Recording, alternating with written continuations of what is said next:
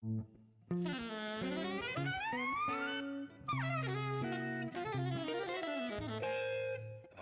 Jazz.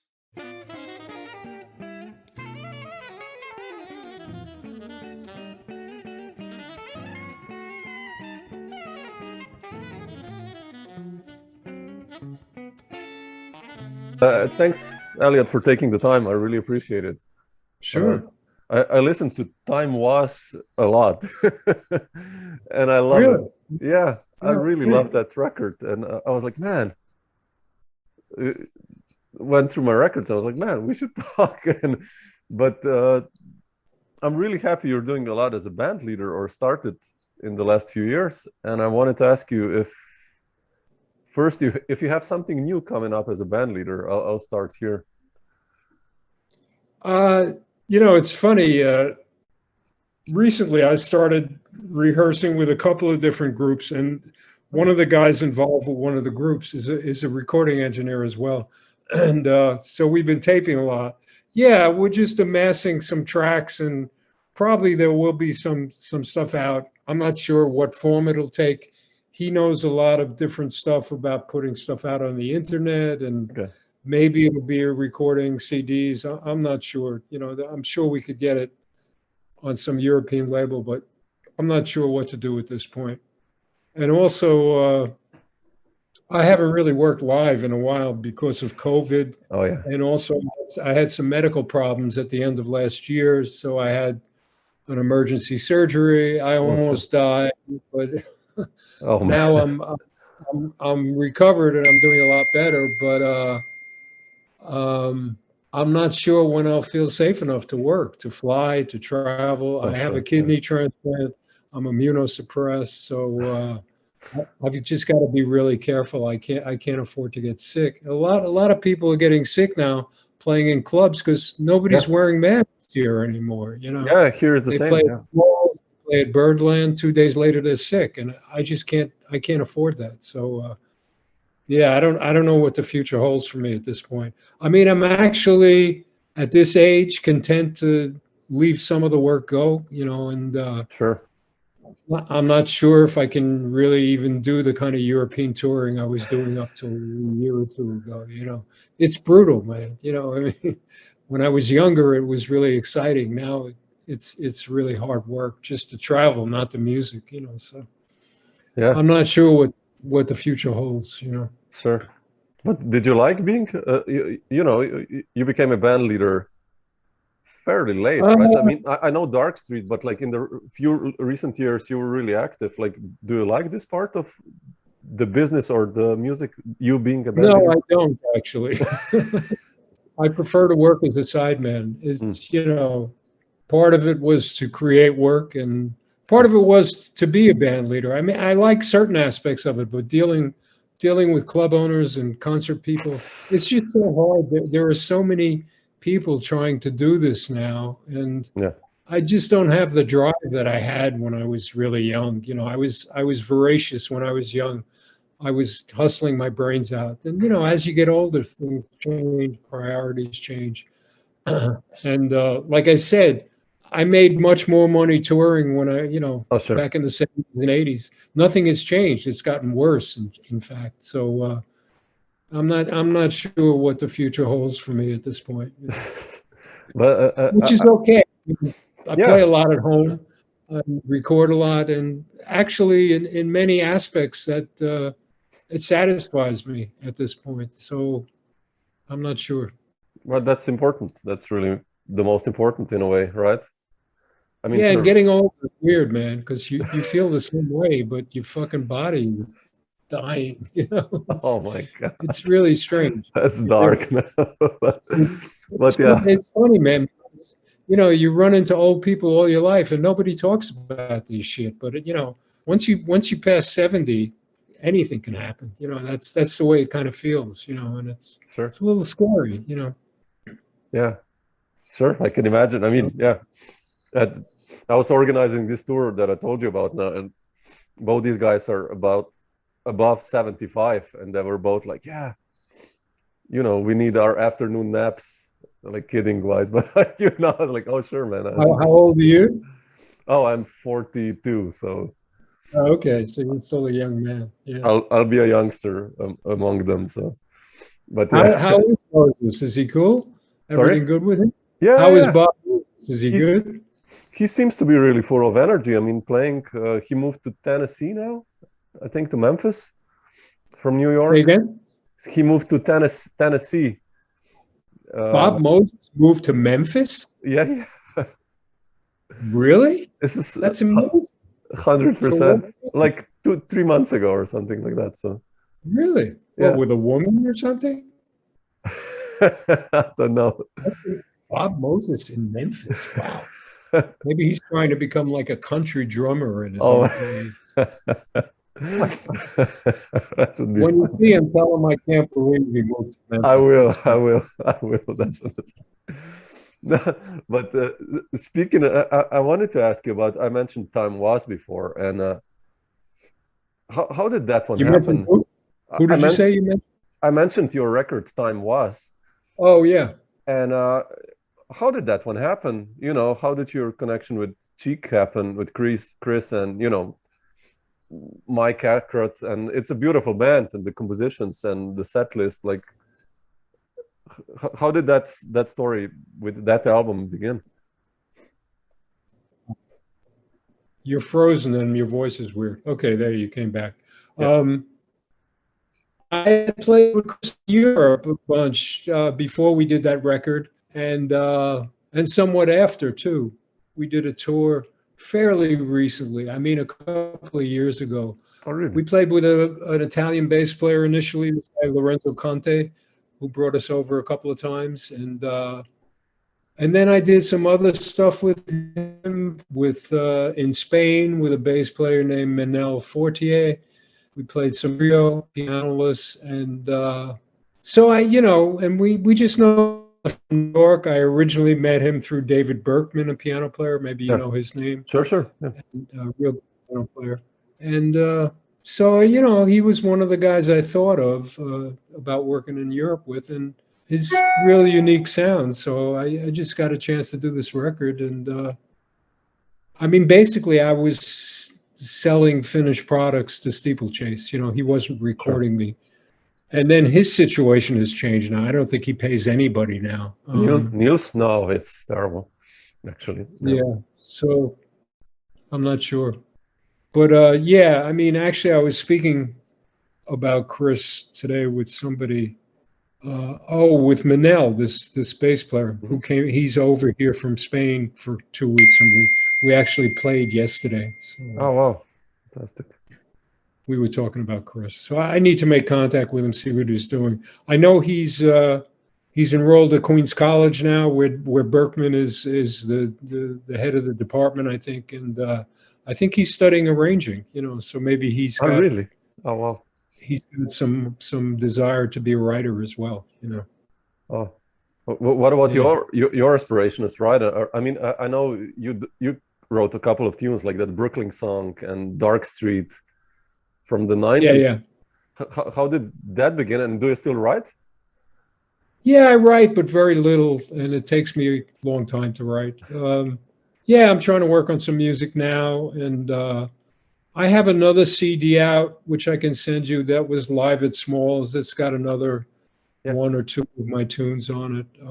If you send me your address, I'll send you a copy. And yeah, I mean, I like to write, but it's not easy for me. It doesn't come easy. So, How do you start usually? On piano or with a sheet paper? Piano. Yeah, I definitely write at the piano. Yeah. Interesting. Mm-hmm. Yeah.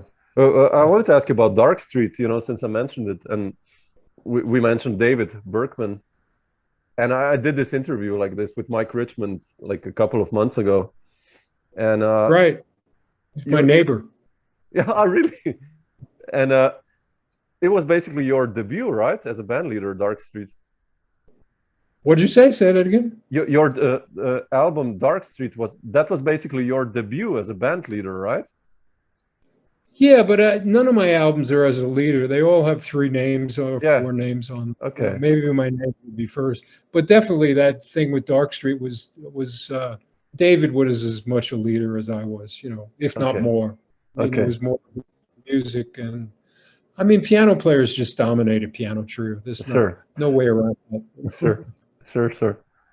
But otherwise, Eliot, you know, I wanted to go back also with you a little bit today, like,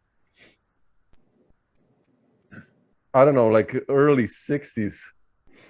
And who was the guy that kind of influenced, did you see like Alvin live, or who was a drummer? I saw everybody live, man. That's why I'm so old. Okay. Yeah, I saw Elvin many times at Birdland. Was he really important for you, as like that you decided you want to go this way? Yeah, he was revolutionary for me. I mean, just think of what was going on before Elvin. Yeah. All those great drummers, Philly Joe, people like that, Jimmy Cobb. But Elvin just revolutionized the way people heard time and the way drummers played, you know. He was definitely a seminal figure. I mean, before him, I was very, very influenced by Philly Joe Jones growing up. But once Elvin came on the scene, I would say, and still he has a great influence on my playing, although certainly people that came after him influenced me as well. Yeah. Mostly DeJohnette and Tony Williams, of course, and all these guys now. I mean, there's so many incredible drummers now doing stuff that I never dreamed of when I was a kid with their feet. And, you know, I mean, this whole fusion thing, I don't like a lot of the music, but I got to tip my hat to the drummers. Some of the drummers are just absolutely incredible, you know, and they influence. I mean, with the COVID thing, I've been practicing more than I ever have in my life. Just on the snare drum, a lot of it to build up my technique. I changed my grip to match grip, which was an amazing thing to do. Yeah. And so I can't help by being influenced by some of this fusion stuff, because it's, for a drummer, it's very seductive, you know, and it's a chance to really play forcefully and to employ some new techniques. And so, you know, in that sense, I'm having a great time at this point, you know. Whether I ever get to take it out in front of an audience again, I'm not sure, but you know, I'm enjoying it. Do you still check out like this younger generation of drummers who are coming out now also, or like jazz-wise? Like I don't know, Marcus You Gilmer. were frozen there for a second. I mean, if you're also checking out younger drummers, like the current generation. Yeah, I mean, you know, I don't know any of the names. Yeah. It's funny, when I worked with Bill Evans, you know, I was right in the you know, right in the middle of the whole thing, and I would talk to him. I said, "Man, have you ever heard this guy?" He said, "No, man, I really don't listen to you that much." You know, now I sort of understand. I don't listen live. For me, the thrill of music is playing it live. Yeah. I do listen, but I don't know anybody's name. I mean, I just listen to KCR here, which is a great station that plays a lot of jazz. Yeah. And they played a whole hour of music, very new music. It was jazz music, but a lot of it very influenced by fusion and those techniques and sounds. And she was naming the names of these players. I never heard of one of them, man. I mean, that gives you a picture of how many cats are doing this at this point, how young. And I guess that, you know, these people, I think if they were in New York, I would have heard of them. But I mean, I didn't know one name. She must have named about 20 musicians on all these records she was playing. So, I mean, I'm just, you know, if I hear something I like, I'll listen to it. I'll try and find out who it was. But I can't say really that I'm a student of the music now, the way younger musicians seem to be. I'm more just wanting to play, practice, and play as much as possible. You know, and I do listen, certainly not the way I did when I was a kid or even older than that. And yeah, I mean, I'm also interested in listening to classical music. You know, sure. Modern classical music, even the classics. You know, I really enjoy that stuff. You know, yeah.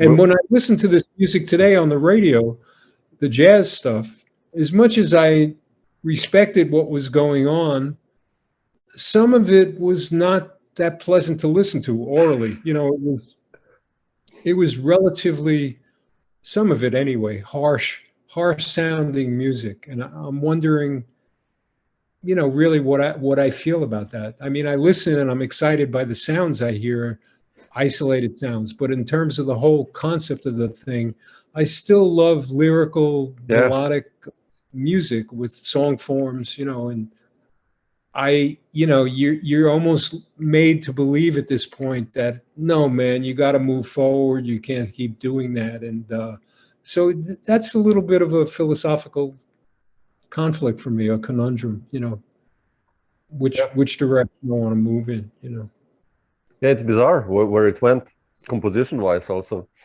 It's just Yeah. came to this point that it has to be like, constantly changing meters and really, Exactly.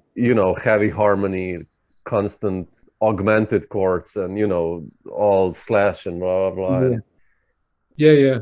And Yeah.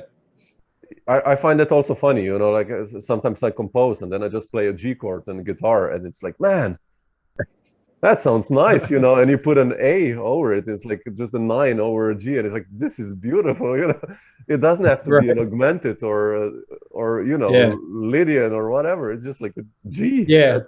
Wow, man. Yeah, I know. It's an interesting time we find ourselves in, Yeah. for sure. You mentioned that when you were younger, you listened more to music. So how was it like for you, let's say mid 60s or early 60s? What were the first records you bought? Like, you remember? Oh, yeah. Well, my brother was at the time was a musician. He's 4 years older than me, and he kind of got me into. He was a real jazz fan and had lots of records at that point. This was before CDs. So basically, I was exposed through him. And when I first started playing drums, we used to play together in our shared room in the Bronx. And so he was really the first guy I played with. But I mean, once he dropped out and I kept going. And so, yeah, I mean, through him, I was introduced to Monk. And then I had a great love of all the bands of Miles Davis, certainly. And, sure. Whatever was going on, it was a very vibrant scene. And it was a more cohesive scene because the jazz, it was a smaller scene. Everybody knew everybody pretty much. And I don't know. I guess, bebop and post bebop were really the language. There was no other alternative at that point. So it was very concise and a real strong style, and everything I played came out of that kind of music. Life was simpler back then. I mean, you guys grow up now. There's such a wide choice of what they do. And also New York in particular, probably more around the world as well, has become a city of specialists. So I think very early on, you have to decide whether you're going to be a jazz player or a show player or a rock player or a fusion player. And you have to pursue that pretty much to the exclusion of everything else if you want to get ahead. And I find that to be a limiting factor that didn't exist when I was a kid. When I was a kid, started playing professionally, I learned to play everything. So I was a halfway decent Latin player. I could play some pop music. I mean, I worked with Dionne Warwick and Neil Sedaka back then. Oh, really? And, I did lots of studio work and jingles and, that's in New York now, that's impossible. If you want to be a recording drummer, you have to devote your whole life to that. And also just the art of being in the studio for pop music. I mean, it's gotten so complex if you're a drummer. Yeah. I don't even try to do that kind of studio work anymore. I mean, for the last 30 years or so, 40 years, I've been pegged as a jazz drummer. And in New York, that's where you are. You're not gonna make forays into the other styles. So it's kind of a very limiting thing. But I guess it's inevitable as people get so much better at their craft. They need to specialize. So. Yeah. I don't know if you find that in Europe to be the case, I mean, yeah, studio work is anyway, in a way, gone almost. Really? I mean, everyone does so much stuff at home. Everyone has a studio at home, I think. Yeah. And I mean, like paid studio work, I'll put it like that. You know, so many times people just ask you if you can record something and stuff, and it's like, yeah, sure, but Yeah, no like, money involved. yeah, I mean, like it was in the 70s, I guess, 80s, especially when I talk, you know, I don't know, to Randy Brecker or someone, or guys like that who just did basically record after record, you Yeah, know, yeah, yeah. a day. And I think now it's like, And I used to run into people like Ron Carter on these jingle dates. You'd show up and there's Ron Carter, you know, in spite of the fact that he's, you know, the busiest jazz player in the world, he still would show up for jingle because the jingles paid residuals, and, you know, it was a good way to make a couple of grand in an hour, you know, if the thing went live on TV or something, you know. So yeah, definitely. it's interesting, you know. Yeah. Yeah, so things have really changed, you know, in many ways, you know. And one, like I said, once I started working with Bill Evans, I kind of got pegged as a jazz player. So all those gigs kind of fell by the wayside, you know. And basically, Sure. I've been a jazz player since then, you know. Yeah. I left Bill. I went with Michel Petrucciani for Sure. 5 years. And then I started going back and forth to Europe for 30 years, you know, playing with mostly with Europeans at that point, you know, and up till COVID. And then the whole thing just kind of self-destructed. Yeah, it's bizarre. But I wanted to, you know, I want to ask you about Bill and Michel a little bit later. But I mean, I know your career with Bill and with Michel, and actually, you know, Gary Peacock, Shift in the Wind, and but how did you get integrated in the New York scene before, let's say, early 70s? Who were, or Well, late I 60s? grew up in New York, so I kind of knew everybody, you know, and What were the first lots gigs, like of jazz gigs that say you got? again. What were the first jazz gigs that you got, actually? You know, with unknown people, you know, I mean, I was playing a lot before I joined Bill, but nobody of that stature, you know, just workaday cats in New York. There are millions of them that sound great. So Sure. I would do jazz gigs, but at that point, I mean, before I joined Bill, I was still working kind of as a, you know, a freelance drummer doing anything. I mean, right before I joined Bill, I was doing kind of a commercial jazz gig at the Persian Room in the Plaza Hotel in New York. I was on that gig for about a year. So I was playing trio every night. And I think Oh. that's one of the reasons I got the gig, just that my chops were really so in tune to play piano trio. But that was not really a jazz gig. It was more of a commercial gig. So a lot of what I did was jazz influenced, but it wasn't jazz per se. It wasn't happening in jazz clubs. Yeah. But I played lots of sessions, and I knew lots of people having grown up here. So that, you know, and then once you start playing with somebody like Bill Evans, opportunities open up for you that you never expected to have. You know, people, Sure. you know, you're on a national stage or an international stage, people hear you, they want to play with you. And so that, you know, that was just the beginning of a whole different part of my life. It really elevated me, you know, so Yeah. I was very lucky, you know, in that sense. I mean, I've read somewhere that basically your audition was the Village Vanguard gig, right? Yeah, not the gig, but a whole set. Set. Oh, wow. But how did he find out about you, actually, Bill? Well, I found out the gig was open. I was fairly good friends with Marty Morell. We had worked, you know, there's this whole scene in the Catskills here. Mhm. You know, there was back then. There were lots of resort hotels and hundreds of musicians working. It was a great training ground. And Marty and I actually spent a year at this hotel called the Homowack. Oh, wow. He was in a trio and I was in the show band, and we got to know each other. We hung out, and I followed his career, so I knew when he went with Bill. And then later on, I was living in San Francisco, and I used to see them whenever they came out. I'd go see them at the Great American Music Hall, and eventually, I guess I found out just through the grapevine, not through Marty, that Marty was leaving. And if I was interested in auditioning, to call Helen Keane and arrange an audition, which I did. And by that point, I had spent 2 years working with Vince Guaraldi on the West Coast. And so I had some credits to my name. I Yeah. also worked with Mike Knock, and and Ron McClure out there and Steve Swallow. That was a very productive time for me before I joined Bill. And so I had some people to mention, names to drop, and Helen arranged for me to, and the way Bill auditioned people at that point was just to let them play a set on an actual live gig. So I went to the Persian Room that night, did my gig, and then went down to the Vanguard, I guess, for the second set. And I'm a left-handed drummer, so I had to, switch the drums around. Yeah. And I couldn't switch the whole set around, so I was playing a little bit at a disadvantage.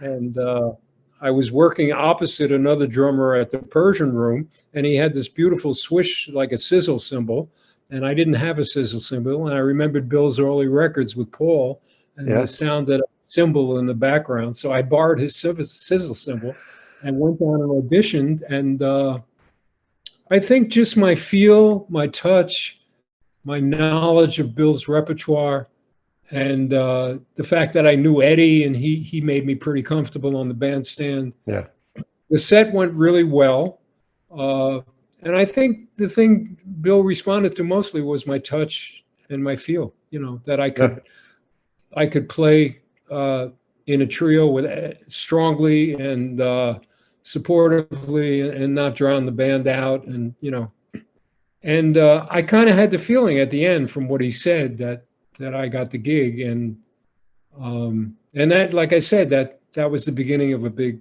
change in my life. I remember I couldn't sleep for 48 hours after I did the gig.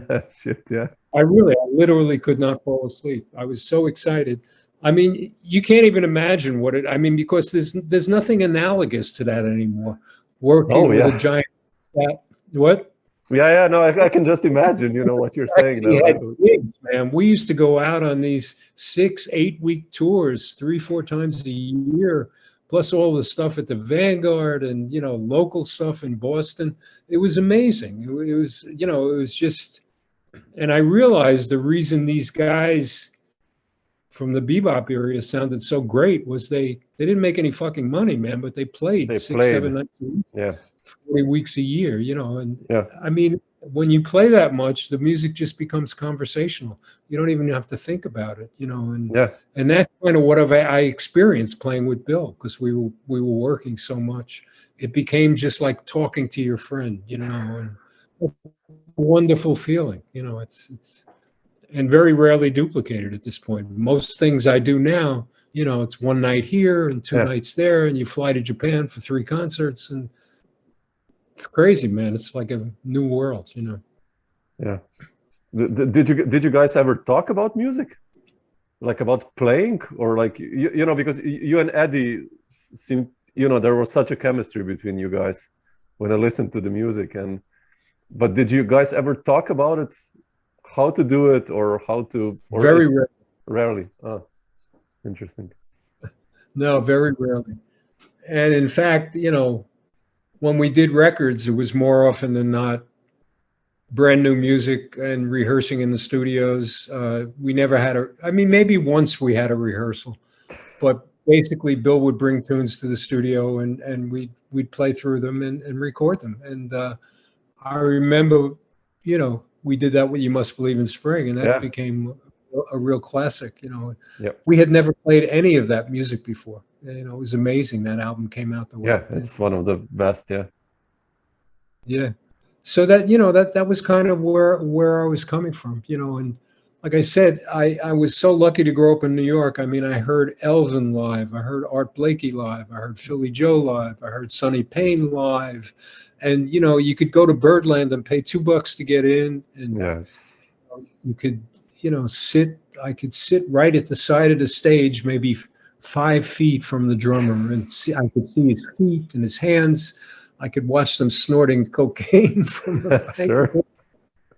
I mean, it was amazing, man. I mean, stuff that, you go hear Count Basie opposite Bill Evans, or, Coltrane opposite Mal Waldron or something. I mean, it was just, a double bill for $2. It was unbelievable, man, And also, there was Sunday matinees at the Vanguard. I heard Miles Davis extensively there. I loved Miles Davis's band. They were always the most exciting. You know, I heard the band with Philly Joe. I heard it with Jimmy Cobb.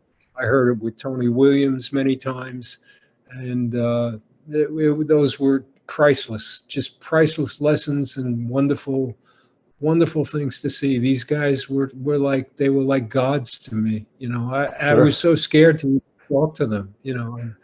And now, you know, now it's much more approachable because of all the jazz education and guys are used to being around big stars. But back then it was like, I was literally scared to talk to these guys. You know, they were like, really like, I don't know, just like gods to me.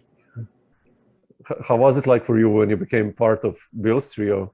I mean, then you actually shared the same stages with these people. How was that like for you? I mean, how was what like specifically? You know, you basically played then on the same festivals as, you know, Miles's groups or whoever with Bill, right?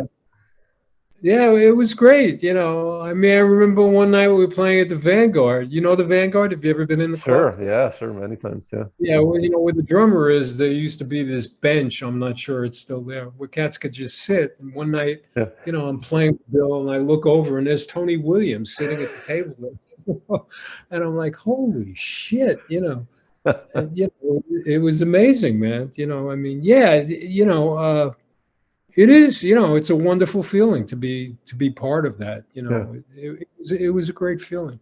I mean, those were the greatest years of my life, you know, and also playing with Michel was in a way even more exciting than playing with Bill, because it was the beginning of his career, and it brought me even more, you know, more media notice than playing with Bill. You know, I mean, in the long run, you know, as the years pass, playing with Bill is a better credit. I mean, a lot of people, because Michel ended up playing with all these stars later in his life, a lot of people don't even know that first trio with Polly, which I think was, I love it, some of the best shit that was ever he ever did. The Vanguard, those Vanguard, it's just and then the other record, Pianism, that we did. Yeah, I mean, when you play, it's funny because you play Nardis also, and you play Nardis, Nardis, and it's burning. And I think Olio you play on that one, right? By Sonny. I think you play Olio also on that one, right? Yeah, on the Vanguard. It's just killing. And you and Polly, he played his heart out. I did a record with Polly a couple of years ago, actually, with Christina von Bülow. Have you heard that record? No. Oh shit, I have to check it out. Really? It's a beautiful record. It's called On the Cusp of a Beautiful Song, I think. Christina von Bülow. You know Christina? No, just the name, not the music. Yeah, it's on Storyville. Okay. She's a wonderful player, and it's a beautiful record. It's mostly trio with Polly, but her son's on a couple of tracks. He's a great guitarist as well, and she's a wonderful person. And I love Denmark. If I was 30 years younger, I'd probably move to Denmark. How was Polly like playing with him? I mean, he's one of the most underrated bass players, I think, because, I mean, sure, he was part of, you know, the legendary quartet, with Keith, but still, it's such a different story, you and Polly, than you and Eddie. I mean, of course, Michel played differently, but no, I love him with Polly. He's very loose and very strong, and great musician. We had a lot of fun with that trio. I mean, it was crazy. Lots of drugs, lots of alcohol. Michel was nuts. I mean, he would do anything, drink anything, smoke anything, ingest anything. He was really living the good life back then. I just think he walked around with this feeling that he was existing on borrowed time, and he wanted to just do as much as he could do and experience as much as he could, you know. And I think he could have lived somewhat longer if he had taken better care of himself. You know. How did you initially hook up?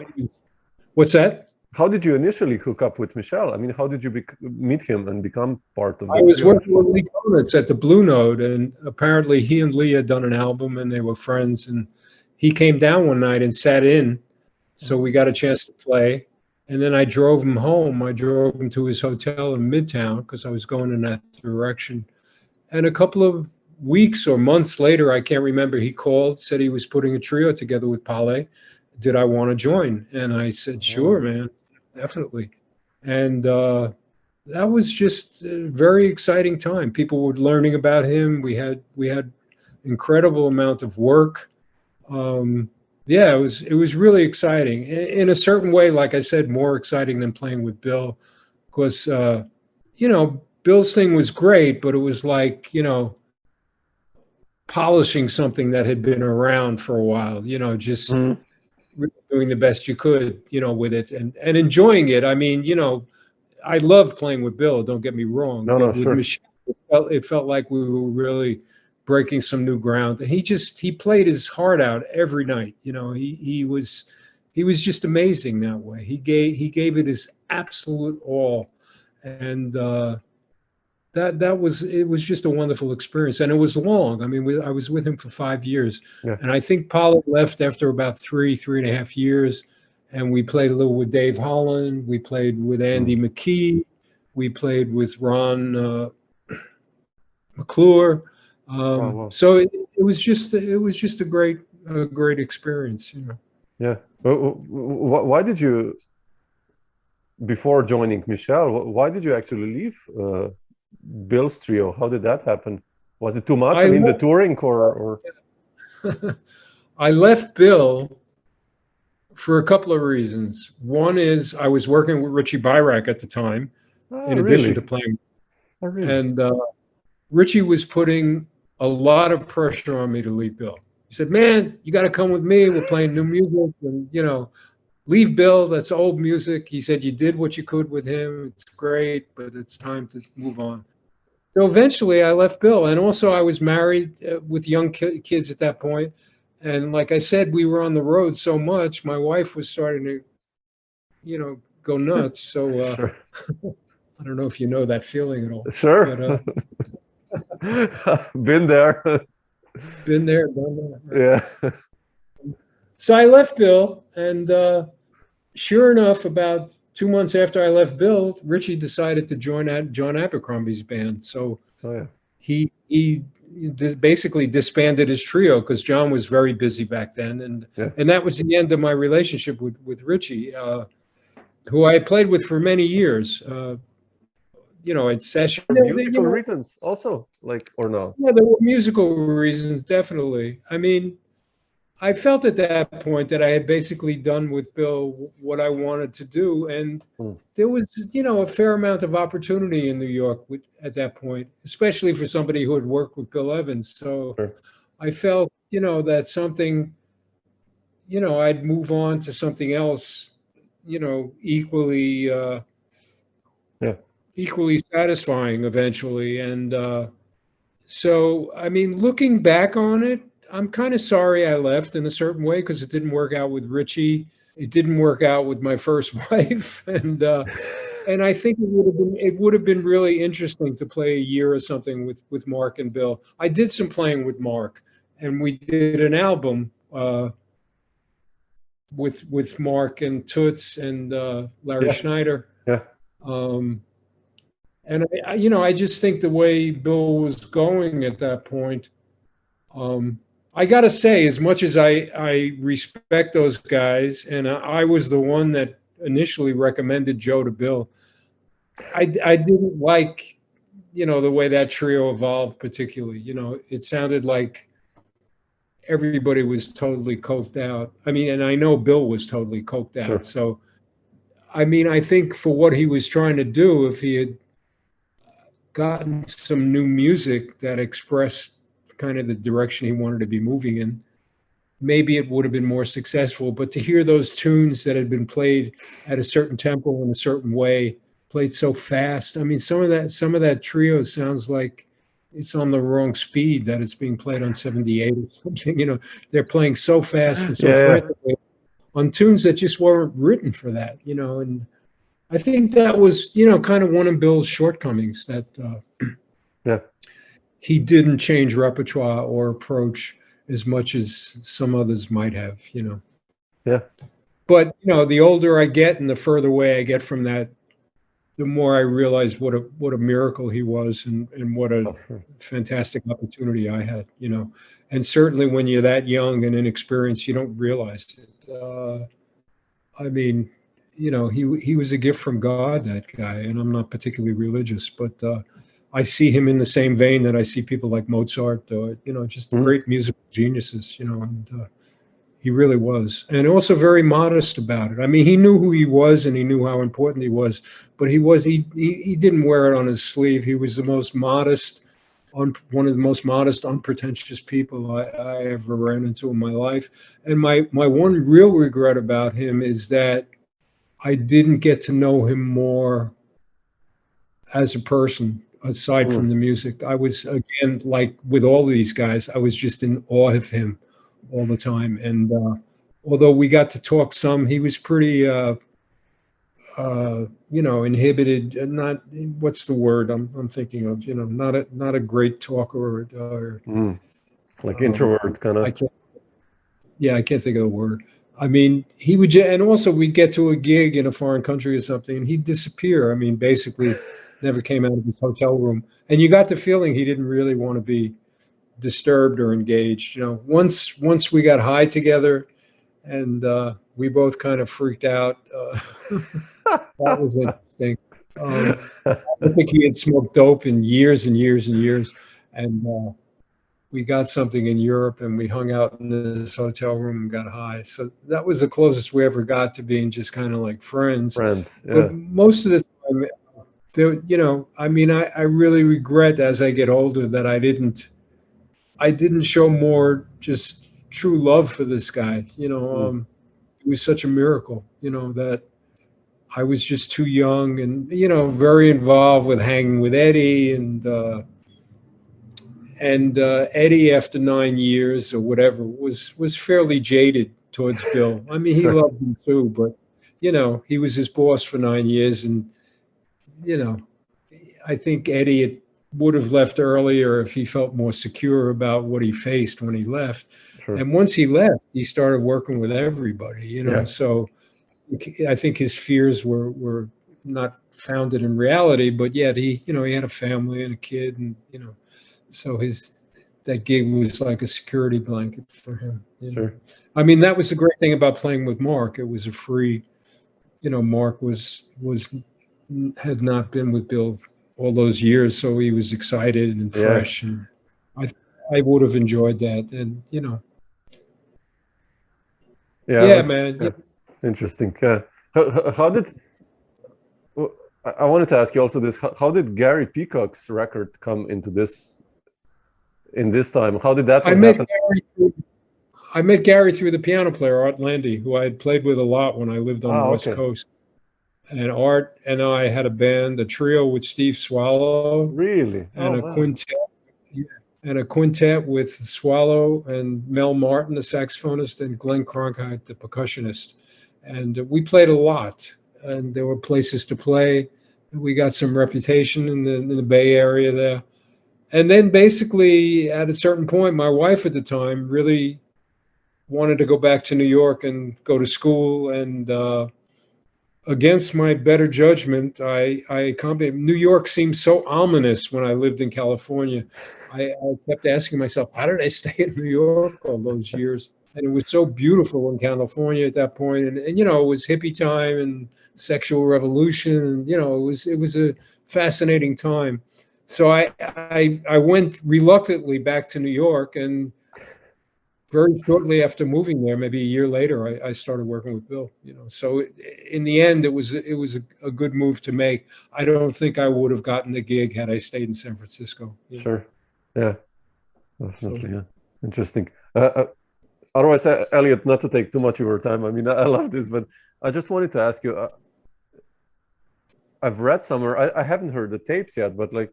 You played with Jim Hall also, and with Harvey, that trio?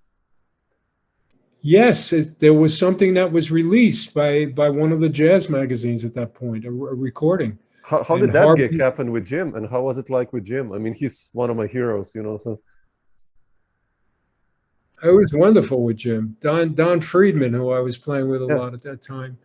recommended me to Jim. He was a good friend of Jim's, and Jim knew me through Bill. Yeah. And yeah, I worked with him for about a year. We played at the Vanguard a lot. We went on local tours, and Boston, Canada, East Coast of Canada, and then I was playing with Jim and playing with Michel at the same time, and Jim's wife, who was sort of like his manager in a way, didn't want anybody playing with Bill to have another major gig, so she put an end to that, and she kind of had a reputation, Jane Hall. She was like a real jazz wife, and Jim was kind of a basket case. He was, an on and off alcoholic, and I guess, in certain ways she dominated his life. So, basically he stopped using me. He went back to using Terry Clark, and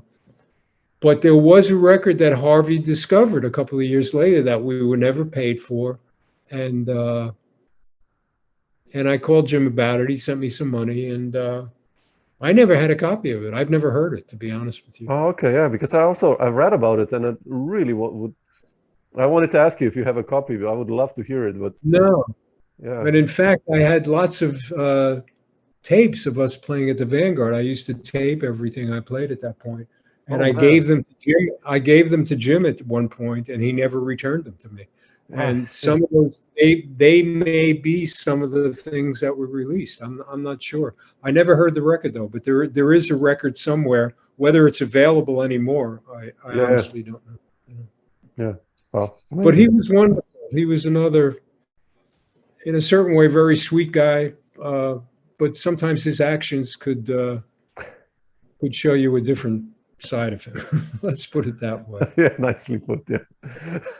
Because he never paid me for that recording until I confronted him, and then he said, "Okay, I'll send you a check for $100." And I said, "What? $100? Are you kidding me?" So somehow I got some money out of him at that point. Oh man. He had kind of a tragic death. I mean, he's he basically succumbed to alcoholism. Yeah. Cool. Anyway, Eliot, thanks so much for sharing some of these stories. Great to meet you, man. So beautiful. Maybe we can play together sometime if if things get better in the world. I'd like to go back and do some touring. So I mean, I'm very close to Italy.